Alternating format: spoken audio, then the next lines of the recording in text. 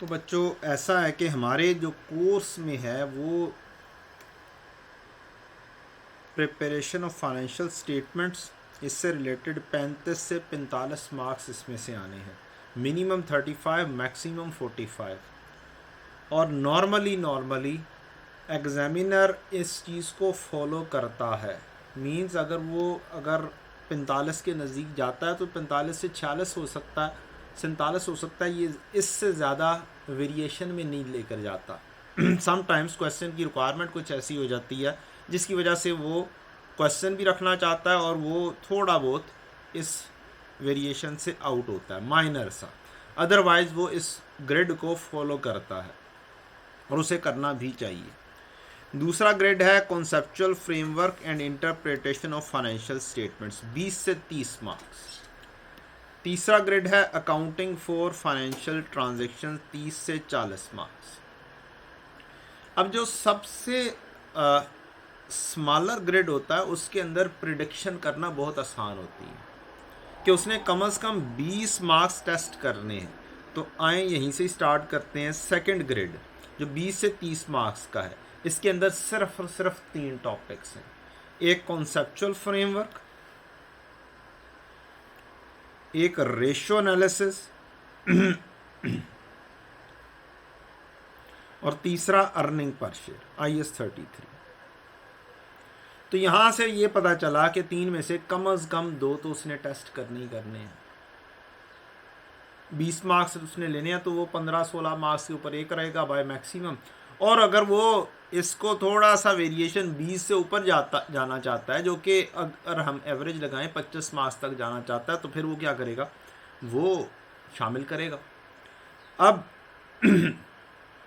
अगर हम recent attempt को, प्रीवियस अटैम्प्ट को सोचें तो उसने IAS 33 का एक बिग क्वेश्चन दिया है। अब भी IAS 33 एक हिसाब से पेट आना ही आना है।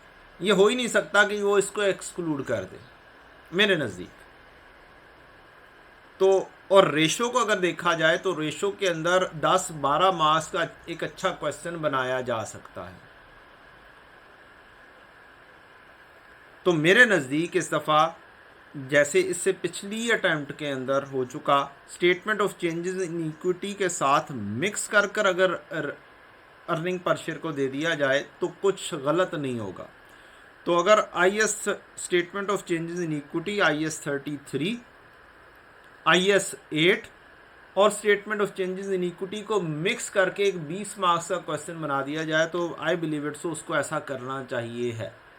उसे रेपिटेशन में सेम टाइप के अंदर अर्निंग पर शेयर को नहीं पूछना चाहिए, या वो अर्निंग पर शेयर को कदरे आसान कर दे, 8-10 मार्क्स तक रख दे और रेशो को फिर ज़रा सा हाई पिच के ऊपर ले जाए।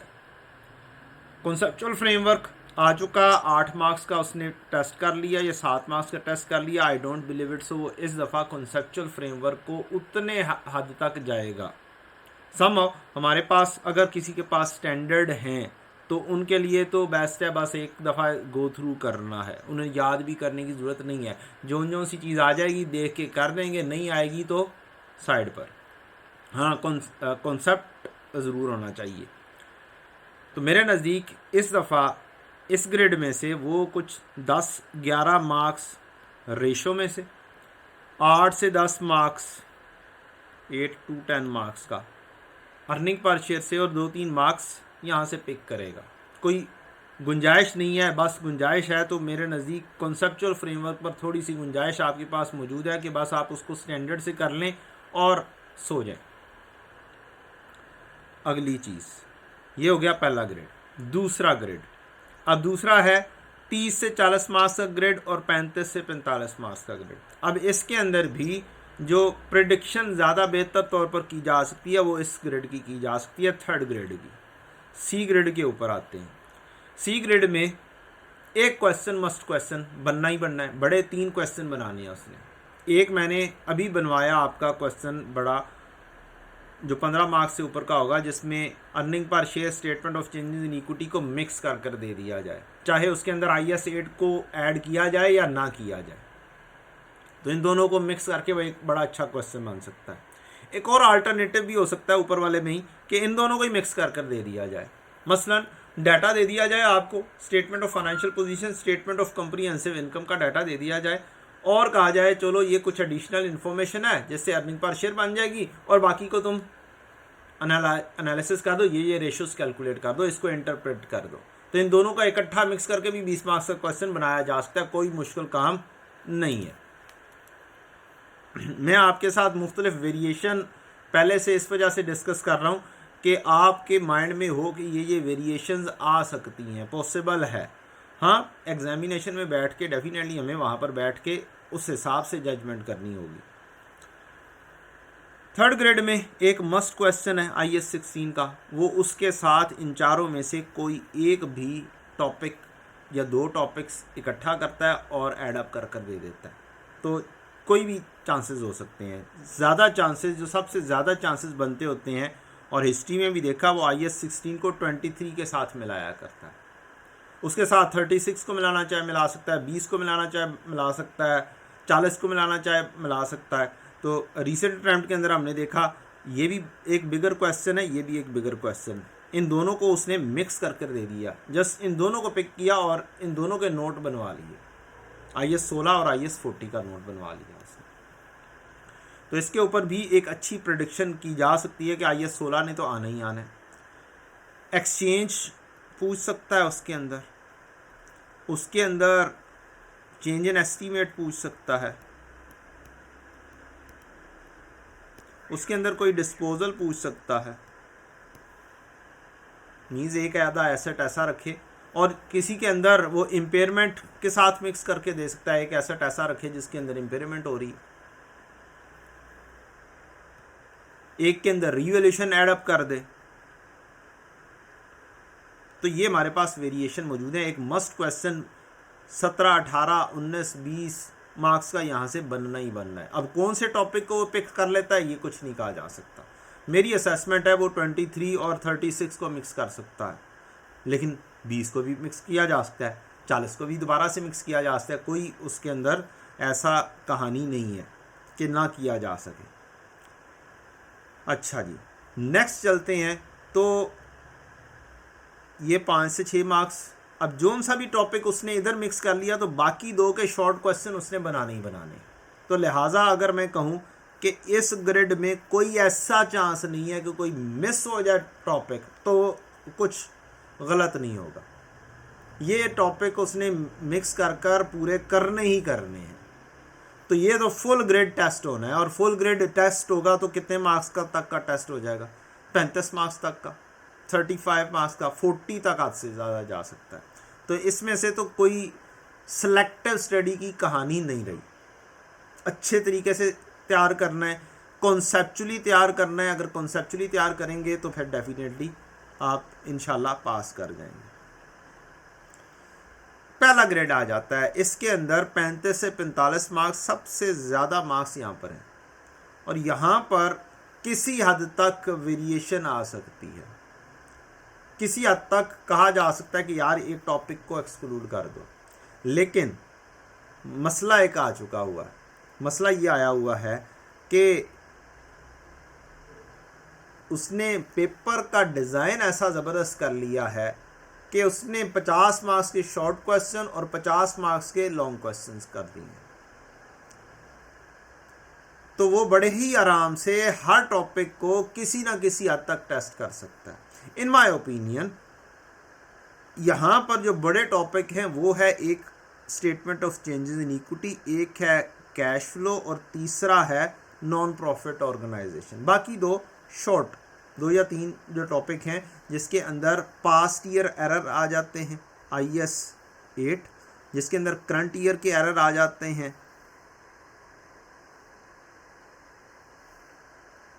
और जिसके अंदर आपका क्या नाम था, usefulness of cash flow information, ये उसने कभी एज सच टेस्ट नहीं किया, नेवर एवर बीन टेस्टेड, कि कैश फ्लो दे दिया जाए और उससे रिलेट करके कोई ना कोई यूज़फुलनेस उसकी पूछी जाए, उससे कंपैरिजन करवाया जाए, स्टेटमेंट ऑफ कॉम्प्रिहेंसिव इनकम पे ऊपर impact, statement of financial position पर इम्पैक्ट, और इसी तरह का कोई क्वेश्चन ऐसा स्टडी टेक्स्ट में भी नहीं मिलता। तो ये तो हो गया एक हिसाब से इग्नोर। ये वाला टॉपिक, तो एक हिसाब से गया निकल। अब पीछे जो बचते हैं टॉपिक वो बच जाते हैं 5 में से इन माय ओपिनियन एरर आना ही आना है, करंट ईयर एरर। अब अगर मैं चाहूँ जेन्युइनली, अगर मैं चाहूँ एज एन एग्जामिनर, मैं चाहूँ तो इन दोनों को भी मिक्स करके एक बड़ा क्वेश्चन बना सकता हूँ।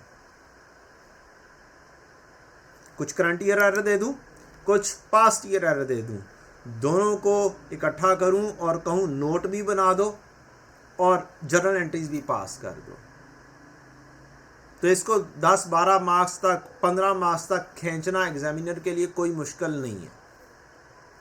समहाउ हमें यहाँ से 35 मार्क्स पूरे करने हैं एट मिनिमम। कैसे करेंगे? एक बड़ा क्वेश्चन आना ही आना है, 2 भी बड़े क्वेश्चन हो सकते हैं। मसलन रिसेंटली सीएमए के टॉपिक के अंदर इस तरह का काम किया गया है कि एक ही चैप्टर में से 2 शॉर्ट क्वेश्चन बना दिए गए ताकि लॉन्ग क्वेश्चन के लिए जगह बन सके। तो एक ही जगह से शॉर्ट क्वेश्चन यहाँ पर अगर मैं बना दूँ तो यहाँ पर लॉन्ग क्वेश्चन की गुंजाइश 2 की भी निकल आती है। तो कैश फ्लो और नॉन प्रॉफिट ऑर्गेनाइजेशन का भी बिग क्वेश्चन बन सकता है, और statement of changes in equity को उठाकर और नॉन प्रॉफिट ऑर्गेनाइजेशन का भी बिग क्वेश्चन बन सकता है। तो आपने एग्जामिनर को थोड़ा सा माइंड में रखना है कि एग्जामिनर किसी भी हद तक जा सकता है, पॉसिबिलिटी है। समहाउ मेरे नज़दीक ज़्यादा बेहतर ये है कि एक नोट भी दे दिया जाए। हम नोट करेंगे इंशाल्लाह, रिवीजन में एक नोट करवाऊंगा मैं आपको, नोट ऑफ IAS 8, और इसको शॉर्ट में रख के भी साइड पर कर सकता है। 35 मार्क्स पूरे करने हैं, कैसे पूरे करेगा वो मेरे नज़दीक अब नॉन प्रॉफिट ऑर्गेनाइजेशन में से एक बिग क्वेश्चन बनाएगा। नॉन प्रॉफिट ऑर्गेनाइजेशन में से बिग क्वेश्चन बनाने के लिए उसके पास 2 ऑप्शंस बस रह गई हैं। एक है डेफर्ड मेथड, जिसमें वो स्टैंडर्ड टेस्ट कर ले, और दूसरा एक सिंपल वाला, जैसे पुराने ज़माने में क्वेश्चन आया करता था उस तरीके से वो टेस्ट कर ले। तो पुराने ज़माने वाले को और करंट वाले ज़माने को अगर मिक्स कर दिया जाए तो भी कुछ मसला नहीं है। मींस डोनेशन की एक बड़ी एडजस्टमेंट ऐड अप कर दी जाए, और बाकी डेफर्ड मेथड को जिस तरीके से डाटा गिवन किया उसको जस्ट एक्सट्रैक्ट करके लिखने का नाम है। तो अगर तो डेफर्ड मेथड आ जाता है तो फिर तो हमारे वारे न्यारे हो जाएंगे, लेकिन अगर दूसरा होता है तो भी वारे न्यारे ही है, कोई मुश्किल काम नहीं है। तो ये सिनेरियो है आप लोगों का, जिस अंदाज से आपने करना है अपने आप को तैयार। अब हम कैसे तैयार करेंगे और हमारा प्लान क्या होगा वो भी मैं डिस्कस करता हूँ, लेकिन इससे अलाइंड एक चीज़ है जो है एग्जामिनेशन की गाइडलाइन, जो एग्जामिनेशन ने गाइडलाइन दी हुई है हमें। ये 15 दिसंबर 22 को दी थी उसने गाइडलाइन, और उसने कुछ चीज़ें कही थी। उसने कही थी करेक्शन ऑफ एरर के अंदर जाओ और सेटलमेंट डिस्काउंट का जो ट्रीटमेंट है ना ये चेंज कर लो। हमने पुरानी बुक कॉपी कर दी थी जिसके अंदर सेटलमेंट डिस्काउंट को या तो एक्सपेंस ट्रीट किया जाता था या फिर इनकम ट्रीट किया जाता था। हालांकि ना तो इसने एक्सपेंस में होना है ना ही इसे इनकम में आना है। तो अगर ये सेल के ऊपर सेटलमेंट डिस्काउंट है, डेटर्स को दिया है, तो फिर इसने सेल्स में से डिस्काउंट अलाउड लेस होना है। तो इसके ऊपर एक बड़ा अच्छा सा एरर वाला क्वेश्चन बन सकता है कि हमने डिस्काउंट अलाउड को एक्सपेंस के तौर पर लिखा हुआ है, लेकिन इसने सेल्स के अंदर जाना है और इम्पैक्ट करना है। इससे रिलेटेड रेशो का एक पास्ट ईयर का क्वेश्चन है, उसके अंदर इसकी एडजस्टमेंट भी करवाऊंगा आपको इंशाल्लाह।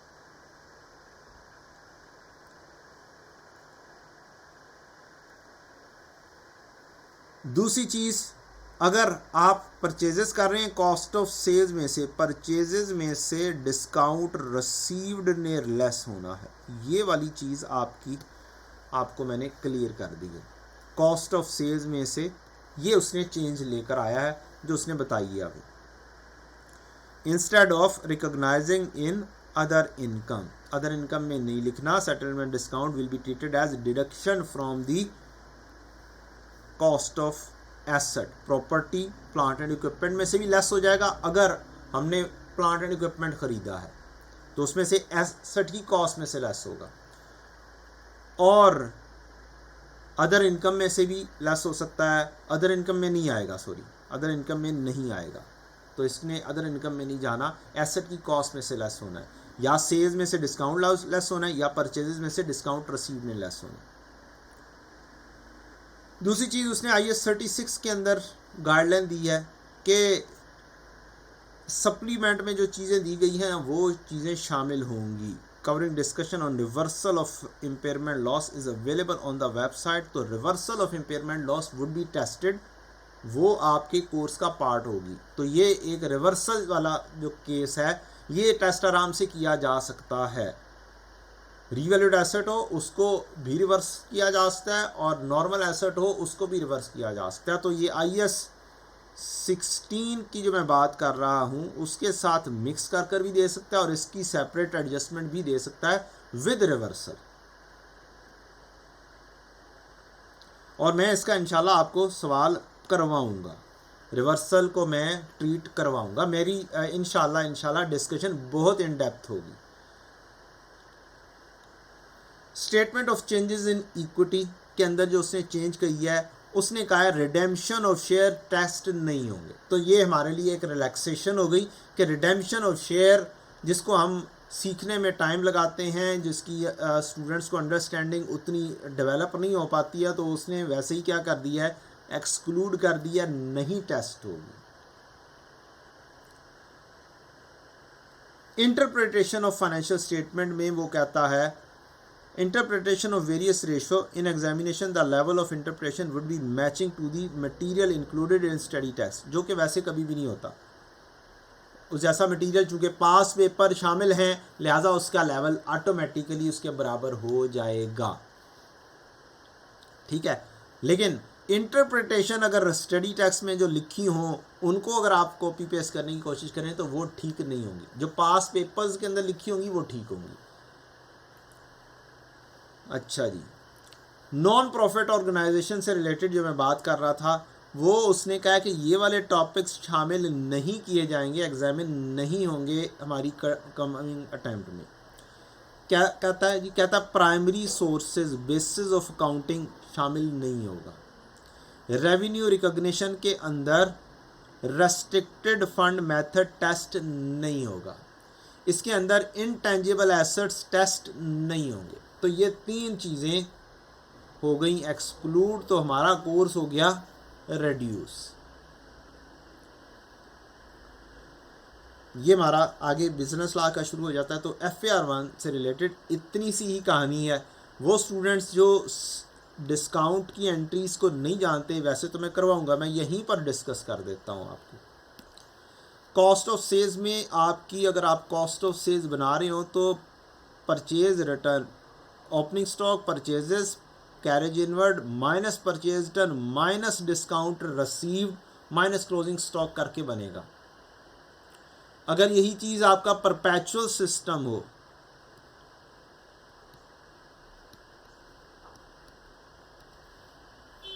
तो फिर inventory debit cash credit, inventory debit cash credit carriage inward, creditor debit inventory credit purchase return का, और creditor debit inventory credit discount received से रिलेटेड एंट्री यहीं पर आ जाएगी।